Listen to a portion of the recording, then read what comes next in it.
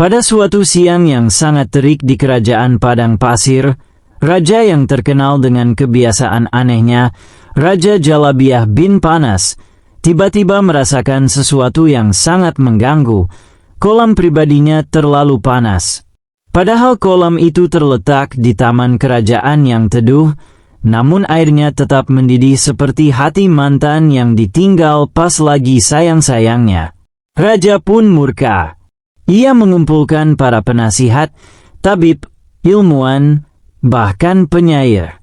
Namun tak seorang pun bisa menurunkan suhu kolam tersebut. Akhirnya, dengan senyum licik, Raja memanggil satu nama, Abu Nawas. Abu Nawas, seru Raja, aku ingin kolam ini menjadi dingin seperti es di utara dalam waktu semalam. Jika gagal, kau akan kugantung di tengah alun-alun sambil disiram air kolam ini. Abu Nawas mengelus janggutnya. Hamba siap, Paduka. Tapi izinkan hamba menanyakan satu hal. Apakah airnya harus dingin di dalam kolam, atau cukup terasa dingin saat Paduka menyentuhnya? Raja mengerutkan kening. Ya tentu saja harus terasa dingin saat aku menyentuhnya. Abu Nawas tersenyum lebar. Baik, Paduka. Maka berikan waktu semalam. Tapi ada satu syarat. Apa itu? Hamba harus bisa membawa seluruh pakaian Paduka yang biasa digunakan untuk mandi ke rumah hamba. Raja mengangguk. Apa urusan pakaian dengan air kolam? Itulah rahasia keajaiban hamba. Malam pun tiba. Abu Nawas bekerja keras. Bukan di kolam, tapi di pakaian raja. Ia merendam seluruh pakaian mandi sang raja dalam air yang dicampur minyak kayu putih dan rempah dingin, lalu meletakkannya di ruang dingin bawah tanah yang ia gali sendiri. Esok paginya, saat raja hendak mandi, Abu Nawas menyambut dengan senyum penuh kemenangan. Silakan, Paduka. Silakan pakai pakaian mandi yang baru. Begitu pakaian itu dikenakan dan raja mencebur ke kolam. Wahai, betapa sejuknya kolam itu terasa. Padahal suhunya tak berubah sedikit pun. Luar biasa. Kolam ini seperti air gunung, seru raja kagum. Kau memang luar biasa, Abu Nawas. Tapi belum selesai keheranannya, tiba-tiba sang raja mengeluarkan teka-teki jebakan. Sekarang, Abu Nawas, jika kau memang hebat, jawab teka-tekiku ini. Apa yang lebih panas dari kolam panas, tapi tidak pernah meleleh? Abu Nawas langsung menjawab, hati seorang istri yang tahu suaminya membawa uang tapi tak belanja oleh-oleh. Raja terpingkal-pingkal. Baik. Kau menang kali ini. Namun suasana berubah ketika seorang utusan datang membawa kabar bahwa pemasukan kerajaan menurun drastis. Rakyat enggan membayar pajak karena mereka sibuk mengantri mandi di kolam kerajaan karena percaya airnya sekarang mengandung ilmu Abu Nawas. Raja jadi pusing. Kau harus selesaikan ini, Abu Nawas. Mereka pikir kolam ini sumber kesembuhan dan keberuntungan. Abu Nawas mengangguk. Paduka, izinkan hamba buatkan satu pengumuman. Beberapa hari kemudian, seluruh rakyat dikumpulkan. Abu Nawas berdiri di tengah alun-alun dan berseru, wahai rakyat, air kolam raja kini sangat ajaib. Siapapun yang mandi di sana dalam kondisi belum bayar pajak, akan langsung terkena penyakit gatal 7 turunan. Seketika, antrian mandi bubar dalam sekejap. Semua berbondong-bondong ke kantor pajak lebih cepat dari angin ribut. Raja sangat puas. Ia menghadiahi Abu Nawas sekolam kurma dan seekor unta putih. Namun sambil tertawa, Raja berkata, tapi ingat, suatu hari aku akan membuat kolammu sendiri yang berisi tugas yang mustahil. Abu Nawas hanya tersenyum. Selama hamba belum disuruh menanam ikan di awan, Insya Allah bisa, Paduka. Setelah keberhasilan Abu Nawas mendinginkan kolam sang raja tanpa menyentuh airnya, seluruh istana bergema dengan tawa dan pujian. Tapi pujian tak pernah bertahan lama di telinga Raja Jalabiah bin Panas. Ia mulai merasa terganggu, terlalu banyak rakyat memuji Abu Nawas daripada dirinya. Sebagai raja, tentu harga dirinya tak boleh dikalahkan oleh seorang pujangga berjubah lusuh. Suatu malam, Raja memanggil Panglima Agungnya, Jenderal Gandum bin Pedas. Panglima, aku ingin membuat Abu Nawas menyerah. Aku akan membuatnya mengerjakan tugas yang mustahil bahkan bagi jin sekalipun. Panglima mengangguk. Tentu, Paduka. Apa rencana agungmu? Kolam pertama sudah sejuk karena kelicikan lidahnya. Maka sekarang, kita buat kolam kedua, tepat di tengah gurun yang paling panas, dan aku akan memerintahnya menjadikan kolam itu membeku seperti es, tanpa boleh menyentuh airnya, tanpa bantuan alat, dan dalam waktu 1 malam. Panglima tersedak anggur. Paduka yakin? Bahkan jin gurun pun tak bisa. Diam. Ini bukan soal bisa atau tidak. Ini soal harga diri kerajaan. Pagi harinya, utusan kerajaan datang ke rumah Abu Nawas, membacakan titah raja. Wahai Abu Nawas yang terlalu cerdik, kau diperintahkan untuk membekukan kolam gurun sejauh 3 hari perjalanan dari istana yang airnya panas seperti neraka kecil. Kau hanya boleh membawa baju dan akalmu. Tidak boleh alat, tidak boleh mantra, tidak boleh jin.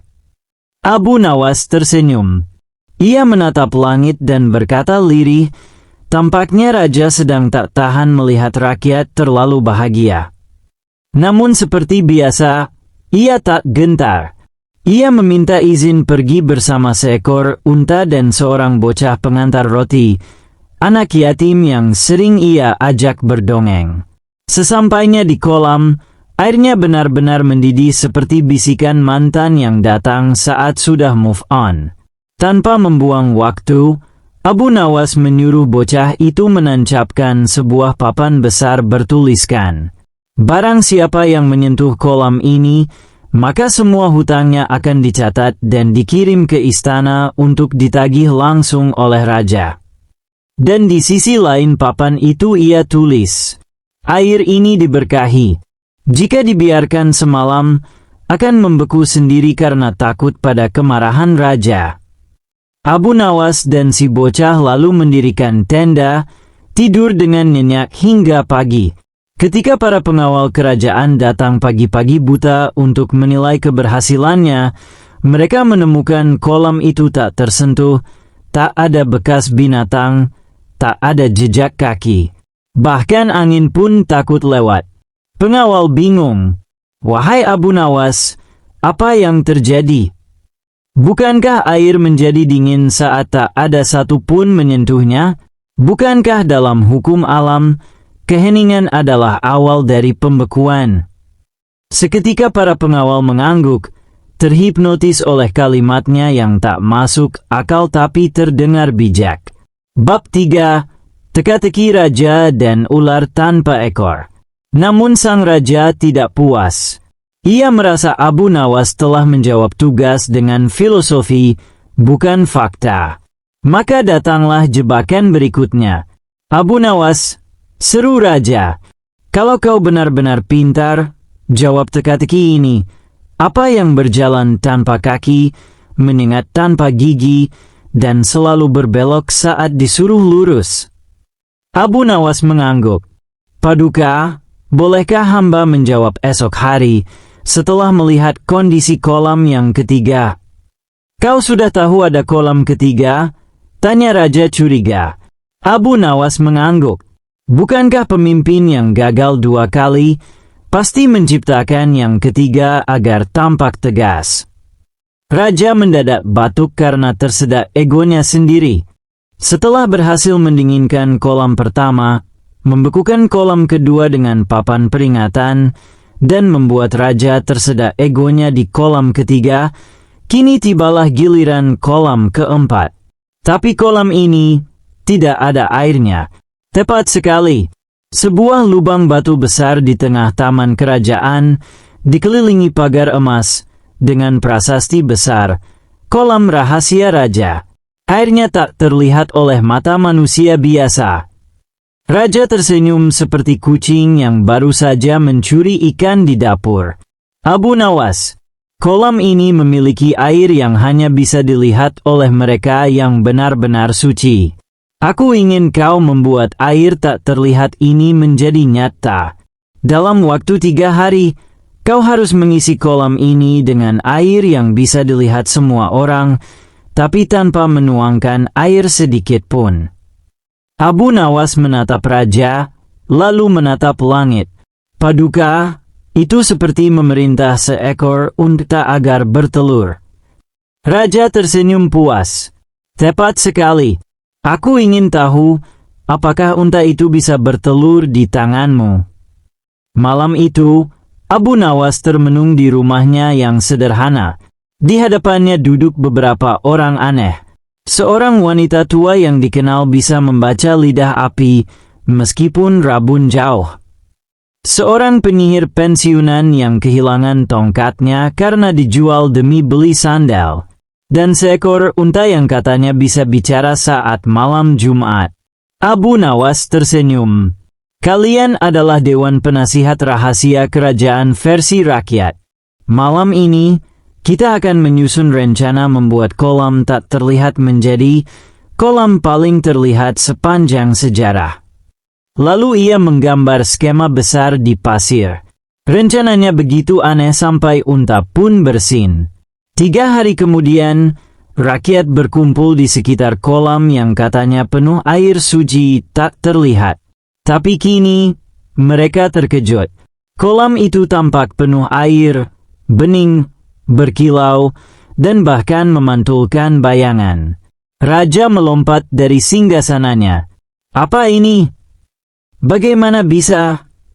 Abu Nawas berdiri tenang. Paduka, hamba tidak menuang air, tapi memanggil seluruh rakyat yang memercikkan air wudhu ke kolam ini sambil berdoa. Keikhlasan mereka membuat air itu muncul di hati dan lambat laun muncul di mata. Raja hampir pingsan. Tapi itu mustahil. Air ini nyata. Karena air ini bukan air biasa, Paduka. Ini air dari keyakinan, bukan dari gentong. Rakyat bersorak. Mereka melihat air itu karena mereka percaya. Tapi ketika raja menyuruh pengawal dari negeri tetangga memeriksa, pengawal itu tidak melihat apa-apa. Ia berkata, kolam ini kosong, Tuan. Raja terdiam. Abu Nawas, apakah ini permainanmu lagi? Abu Nawas hanya tersenyum. Paduka sendiri bilang, hanya orang suci yang bisa melihatnya. Mungkin para pengawal itu belum bersuci. Raja menggigit bibir. Raja tahu, selama ia berusaha menjatuhkan Abu Nawas dengan tugas-tugas mustahil, ia justru ditertawakan rakyat sendiri. Maka ia kembali pada teka-tekinya.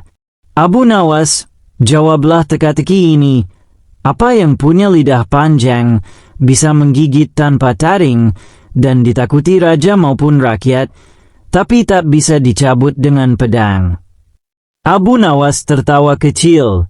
Ah, itu mudah Paduka. Jawabannya adalah fitnah. Raja tercekat. Kenapa begitu? Karena fitnah bisa berjalan tanpa kaki, menggigit dengan bisikan, dan menaklukkan kerajaan tanpa pasukan. Raja tidak bisa berkata apa-apa. Ia diam, seperti katak yang kehilangan rawa.